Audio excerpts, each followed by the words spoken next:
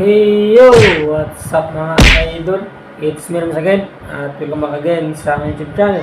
So kung bago pa lang sa aking channel, please subscribe and hit the notification bell para mas updated sa mga panibago kong ina-upload. So for today's video mga idol, ako naman po ay mag-share about sa pagiging isang empleyado sa Shimmer Enterprises. So mga idol, ang title po ng aking i-share po sa inyo ngayon ay First Day of Work mo sa Shimmer Enterprises bilang empleyado. So wala kang ideya kung anong mga gagawin,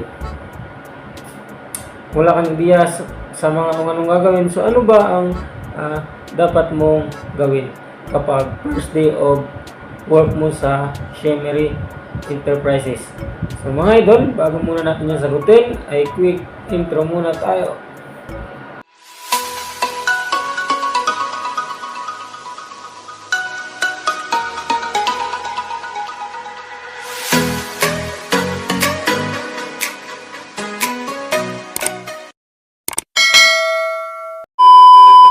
So ayun mga idol, it's me Rems at nagbabalik. So ano nga ba ang mga dapat mong gawin, dapat nating gawin kapag first day of work natin sa Shimmer Enterprises bilang isang empleyado, dahil wala kang ideya kung ano ang iyong gagawin. So mga idol, so syempre natanggap ka na sa first day of work mo, papasok ka na. Dapat pagpasok mo pa lang ng pagpasok ng nito Shimmer Enterprises sa company nyo, ay dapat ikaw po ay palabati. So kung nginitian kanila, ngitian mo din. So dapat pag mga tao nito, yung halimbawa ano ba yun?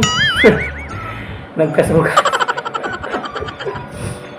So ganun, tawag nito yung empleyado, yung isang empleyado, ngitian mo din mga idol. Pero dapat ikaw yung unang ngumiti. So ganun po din, halimbawa ikaw yung unang mag-good morning sa kanila. So ganun, para masabi, tawag nito, ang bagong empleyado ay mabait, palabati. So ganun. So unang impression nila sa mga idol ay ikaw po ay mabait. So magaling ka magkasama. Yun po ang unang impression sa kanila. So dapat palabati ka. So hindi pagpasok mo po lang ng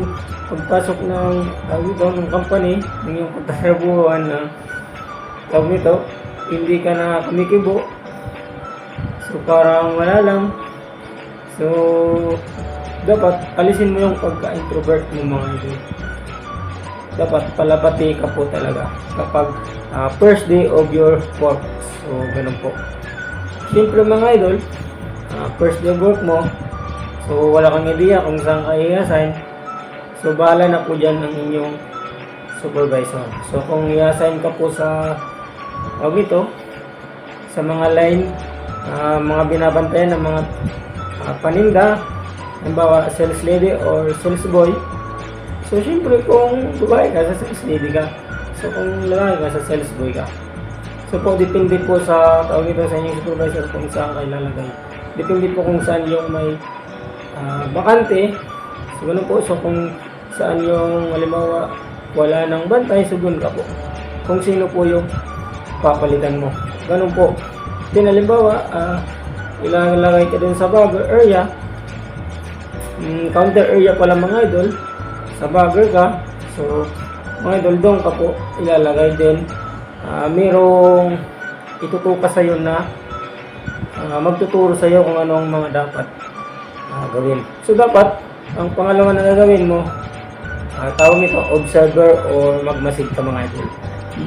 Masidyon mo ang kanilang mga masdan mo kung anong kanilang mga ginagawa. Halimbawa yung bagger, so yung senior mo, masidan mo sila kung ano ang tawag nito, paano yung pagpack ng mga pinamili na item ni customer. So kung paano ilagay sa karton o plastic mga idol. ang pinamili ng customer. So kung paano ang tamang pagbilang para hindi ka mamali. So ganun dapat po mga idol, be observer at magmasid kung ano ang ginagawa. So alam mo mga idol, ikaw naman po yung, kasi under observation ka pa, under training ka pa lang mga idol, training ka pa lang. So 15 days po yan na training. So ikaw po mga idol ay nakaputi pa. So yung mga senior mo, nakapang-uniform na yan ng uniform ng company. So mga idol, pag ikaw naman po yung pinapa-actual, yung sundin mo lang yung tawag nito, sundin mo yung tawag nito, ang sasabihin sa'yo ng senior mo, yung nakatukas sa'yo na magtuturo sa'yo. So ang pangatlo ay maging masunurin ka mga idol. So syempre, hindi ka lang dapat maging masunurin, marunong ka ding syempre, pangalawa nga yung magmasid. So dapat kung mali na yung tinuturo sa'yo, sabihan mo yung tawag nito. So halimbawa, trip-tripan ka lang, so sabihan mo yung senior mo. So sabi, so hindi naman ganito. So dapat ganun po. Hindi lang maging masunurin, kundi marunong ka din magmasid sa ginagawa mo. So kung alam mo na sa isip mo mali, so tanungin mo yung senior bagger mo. So yun po mga idol, kung ano po ang dapat talagang gawin. So ganun po, kasi tao lang din yan nagkakamali. So yun po mga idol, dapat yung pangatlo maging masunurin ka po. So ganun po. Pangapat mga idol, dapat so yun nga, nasabi ko na, magtanong ka. Kung hindi mo alam mga idol, magtanong ka para iwas mali ang ginagawa mo. So yun po, magtanong ka po.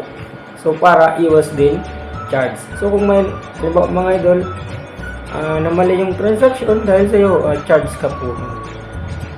So ganun po. Din halimbawa, paano ibalot yung salamin sa dyaryo. So wala kang hindi yan mga idol, basta mo lang ibalot. So dapat magtanong ka din sa iyong senior bagger paano to gawin. Tsaka i-demo yan sa iyo ng inyong senior bagger kung paano ang madali ang pagbalot ng salamin. So ganun po. So dapat una mga idol, pagpasok mo pa lang pagpasok sa Shimmer Enterprises, dapat ikaw ay palabati. Pangalawa, be observer o magaling ka dapat magmasid. Pangatlo, maging masunurin ka mga idol. Ganun po. Pangapat ay dapat magtanong ka. So kung hindi mo alam, magtanong ka mga idol para iwas charge o iwas mali sa mga ginagawa mo. So ganun po. So ganun po ang dapat nyo gawin kung first day of work pa lang kayo sa Shimmer Enterprises bilang isang empleyado. Kung wala kang ideya, so ganun po ang gawin mo. Yun po ang dapat gawin kung first day of work ka pa lang. So mga idol, kung may tanong po kayo, ay pag-comment na lang sa baba at akin po sasagutin din. So I hope, tawag ito, nakatin naman po ako kahit kunting information lang, sana makatulong. So hanggang dito na lang mga idol, maraming salamat sa panonood. God bless.